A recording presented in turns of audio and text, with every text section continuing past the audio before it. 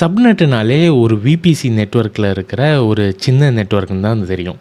அதில் இருக்கிற 6 இன்ட்ரெஸ்டிங்கான ஃபேக்ட்ஸை இந்த வீடியோவில் பார்ப்போம். மொதல் ஃபேக்ட்டு, ஒரு /28 சப் நெட்வொர்க் க்ரியேட் பண்ணுறோம்னா அதில் 16 அவைலபிள் ஐபிஸ் கிடைக்கும்.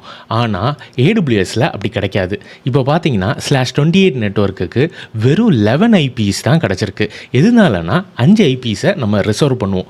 ஒவ்வொரு ஐபிஸையும் ஏடபிள்யூஎஸ் ஏன் ரிசர்வ் பண்ணுதுங்கிறத கமெண்ட் செக்ஷனில் பின் பண்ணியிருக்கேன், செக் அவுட் பண்ணி பாருங்கள். ரெண்டாவது fact, subnet availability zone specific. ஜென்ரலாக ஏடபிள்யூஎஸில் சர்வீசஸ் படிக்கும்போது அது ஏசி ஸ்பெசிஃபிக்காக, ரீஜன் ஸ்பெசிஃபிக்காக, இல்லைனா குளோபல் சர்வீஸானு புரிஞ்சு கற்றுக்கோங்க. மூணாவது ஃபேக்ட்டு, ஒரு சப்நெட்டோட சைடர் பிளாக் ரேஞ்ச் வந்து /16 /18 வரையும் தான் இருக்கணும்.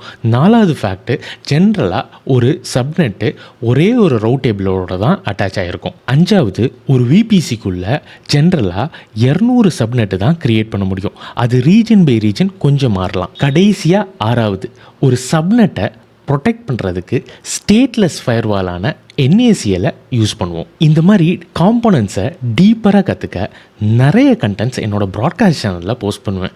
மறக்காமல் செக் அவுட் பண்ணி பாருங்கள்.